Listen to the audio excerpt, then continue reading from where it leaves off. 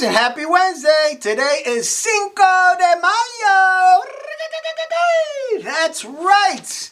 Cinco de Mayo. Today, not that we celebrated, I just felt that I wanted to just kind of make the opening kind of interesting. So, handale! All right, let's jump right into it. Today, Wednesday, that's right, Cinco de Mayo. Ocean rates still are remaining the same. I did see one rate that actually came in at about a little over $14,000 from a container coming out of Asia into the United States. It was actually coming into Norfolk. I don't know when these rates will stop going up, but what I do know is that a lot of these contracts that these forwarders have for space, a lot of them are being canceled or they're being lowered. It's really a bad case. It's all going to be premium spot rates. So, in other words, there is a ton of space available.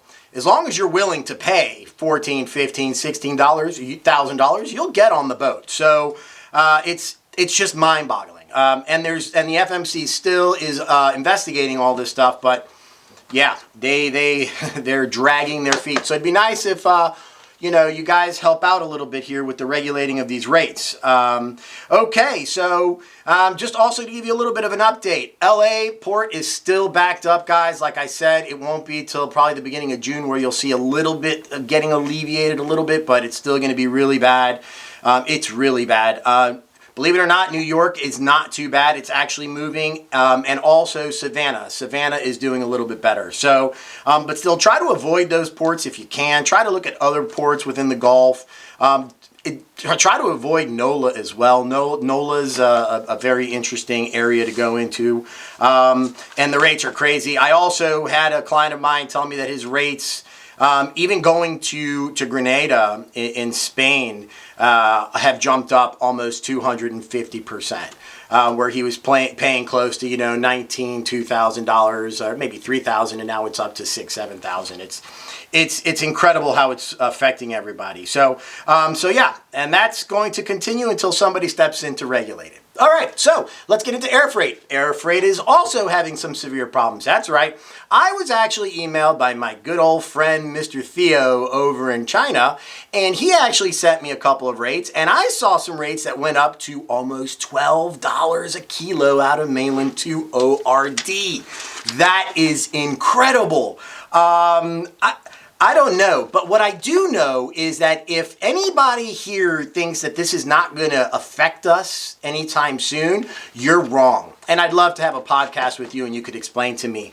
Because these rates that continuously go up are going to be passed down to the consumer. So, and I know that a lot of you guys don't think there's going to be any form of inflation, but I will tell you the people that really do feel it first before it hits everyone else in the United States are the people in logistics. So, because that cost is actually passed down to you, and then which is actually passed down to us, the consumer, which is completely crazy. So, and if anyone's ever been to McDonald's lately, I think it's $10 a person to eat at McDonald's. I took my family there, and it was just my son, my daughter, and myself, just quick drive-through, and I paid almost $30 for McDonald's. We're in for a pickle. Yep, and we are in denial. Denial. Okay, so also some great stuff going on in the market. Let's get into some fun news.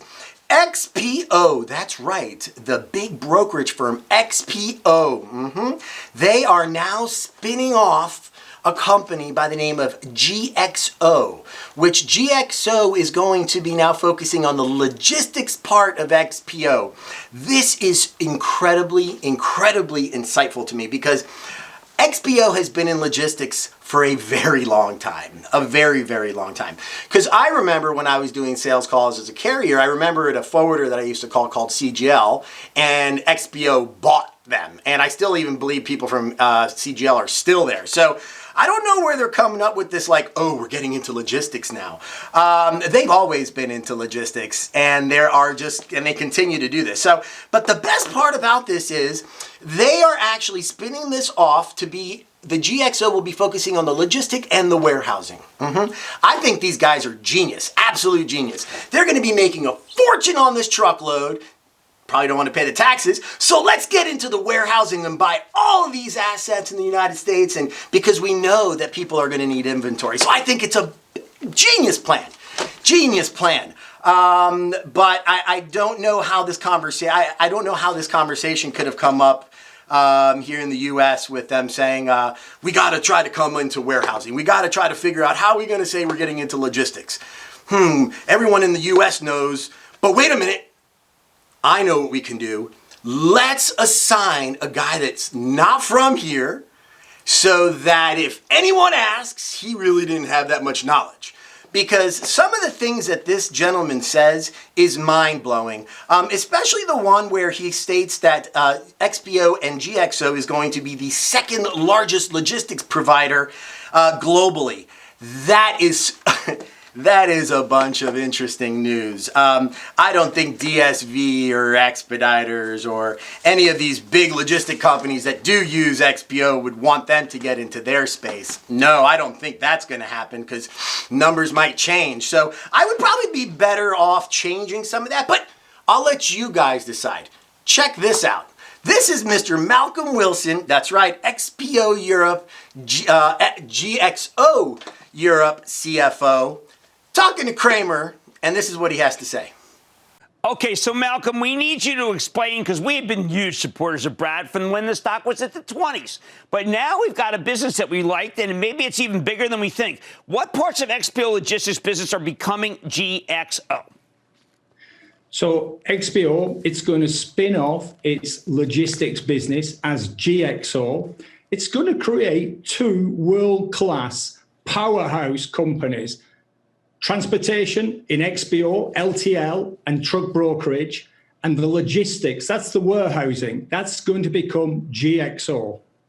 Now, why is it better to be separate? I mean, I would have thought that the two work together really well. Jim, it's going to allow the management of the logistics portion of the company, GXO, they're going to be able to really laser focus on the customers. It's going to allow them to make the decisions in terms of capital application, CapEx for growth, acquisition. Everything's going to be tailored towards the logistics sector of the business. It's really going to be a very dynamic organization towards customers. You know, Malcolm, I know logistics. I mean, we've had Zebra on, Honeywell's got a logistics, the intelligence. Who do you really compete against? Those companies, or do you compete against the companies that are just giant warehouse companies? Jim, GXO, it's going to be the second largest logistics company in the world. The reality is there is no strong direct competitor that competes across all of the different markets that GXO is working in. Of course, there's going to be some local competitors in country by country, maybe even some competitors that specialize in a particular vertical, maybe chemicals or agribusiness. But in terms of the breadth of GXO, there's going to be very few companies that you can compare this organization to. It's really a world-beating environment. Wow. Yep, you heard it. So GXO plans to invest hundreds of millions into developing cutting-edge logistics technology.